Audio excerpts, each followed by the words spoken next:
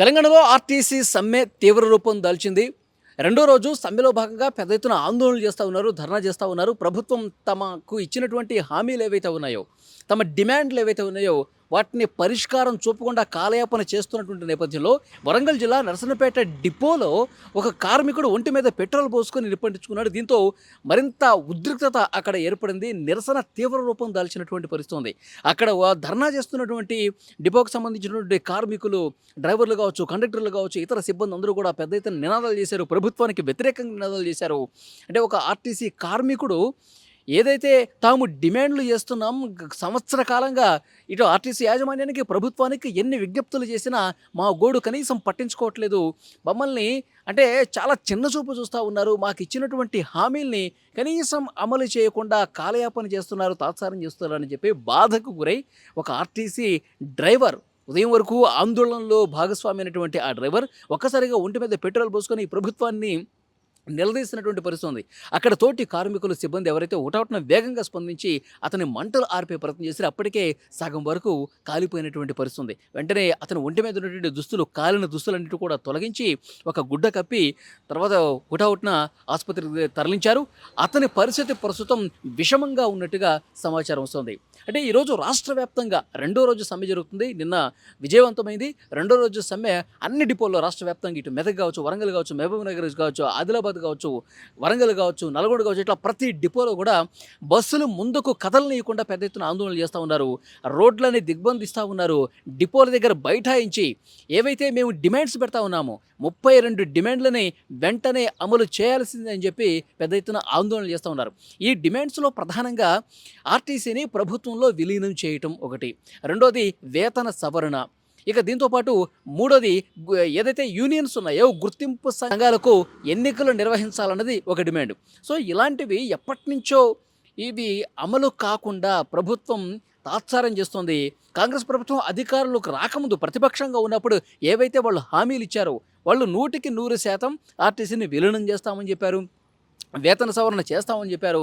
ఈ హామీ ఏదైతే బకాయి పడ్డటువంటి నిధులు ఉన్నాయో వాటిని విడుదల చేస్తామని చెప్పారు. వేటిని కూడా కనీసం పట్టించుకోవట్లేదు. ఎన్ని విజ్ఞప్తులు చేస్తున్నా, ఎన్ని వినత పత్రాలు ఇచ్చినా అవి డస్ట్బిన్లో పడేస్తున్నారు తప్ప ఆర్టీసీ కార్మికుల నిజాయితీ గలగా డిమాండ్లని పరిష్కారం చూపకుండా మొండి చేయి చూపడంతో ఇక ఏమాత్రం ఉపేక్షించినటువంటి ఆర్టీసీ కార్మికులు, సిబ్బంది వీళ్ళందరూ కూడా సమ్మెకు పిలుపునిచ్చినటువంటి పరిస్థితి. ఇలా సమ్మెకు పిలుపునిచ్చారో లేదో మంత్రి పొన్నం ప్రభాకర్ వెంటనే ఒక కమిటీని ఏర్పాటు చేస్తామని చెప్పారు. 4 సభ్యులతో ఒక కమిటీని ఏర్పాటు చేశారు. ఈ కమిటీ 4 వారాలలో ఒక నివేదిక ఇస్తుంది. దాన్ని బట్టి వెంటనే మీ సమస్యల్ని ప్రభుత్వం దృష్టికి తీసుకెళ్తాం, ముఖ్యమంత్రి, డిప్యూటీ సీఎం దగ్గరికి తీసుకువెళ్తాం, వెంటనే పరిష్కరిస్తామని చెప్తున్నారు. అంటే సంవత్సరం నుంచి ఈ విధంగా కాలయాపన చేసి ఎప్పుడైతే మేము సమ్మెలకు వెళతామో అని చెప్పామో అప్పుడు కమిటీని వేయటం ఏంటి అంటే ప్రభుత్వానికి చిత్తశుద్ధి లేదు.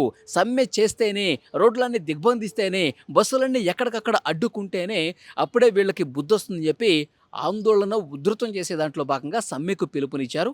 ఈ సమ్మె చేస్తున్నటువంటి క్రమంలో చాలామంది ఆర్టీసీ కార్మికులు, ఎన్నో సంవత్సరాలుగా ఉన్నటువంటి కార్మికులు ఆర్టీసీని పూర్తిగా ప్రభుత్వంలో విలీనం చేస్తే మా జీవితాలు ఏమైనా బాగుపడతాయేమో, వేతన సవరణ చేస్తే కొంత మాకు ఉపశమనం దక్కుతుందేమో, పెండింగ్లో ఉన్నటువంటి నిధులని విడుదల చేస్తే బాగుంటుందని చెప్పి ఈ డిమాండ్లన్నీ కూడా, అపరిష్కృతంగా ఉన్నటువంటి డిమాండ్లన్నీ కూడా పరిష్కారం కావాలి అంటే పెద్ద ఎత్తున ఆందోళన చేయాలని చెప్పి రోడ్ల మీదకి వచ్చి ఆందోళనలు చేస్తూ ఉన్నారు.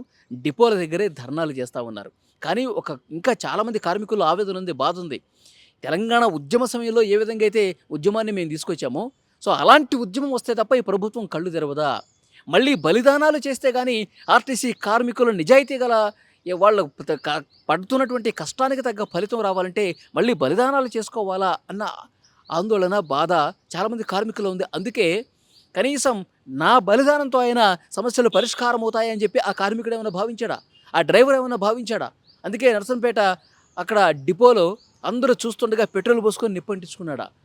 వెంటనే అక్కడ ఉన్న వాళ్ళందరూ కూడా షాక్ అయిపోయారు. తోటి కార్మికులందరూ కూడా, సిబ్బంది అంతా కూడా ప్రభుత్వానికి వ్యతిరేకంగా పెద్ద ఎత్తున ఆందోళన చేశారు. ఆందోళన చేసి మా చావులు కోరుకుంటుందా ఈ ప్రభుత్వం? మేము చనిపోవాలని చెప్పి వాళ్ళు ఏమైనా కోరుకుంటా ఉన్నారా? అందుకే ఈ డిమాండ్స్ పరిష్కారం చూపించట్లేదా? ఎంత వరకైనా మేము వెళ్తాం, ఈ సమ్మెను ఎంత ఉధృత స్థాయికైనా, తీవ్ర స్థాయికైనా మేము తీసుకెళ్తాం, ప్రభుత్వానికి బుద్ధి వచ్చే వరకు మేము కొనసాగిస్తామని చెప్పి ఈ ఘటన జరిగిన తర్వాత ఆందోళన చేస్తున్నట్టు ఇంకా ఆందోళన ఉధృతం చేస్తున్నటువంటి పరిస్థితుంది. ప్రస్తుతం ఈ కార్మికుడిని హుటాహుటిన తోటి సిబ్బంది ఆసుపత్రికి తీసుకెళ్లారు. అతని పరిస్థితి విషమంగా ఉన్నట్టుగా తెలుస్తోంది.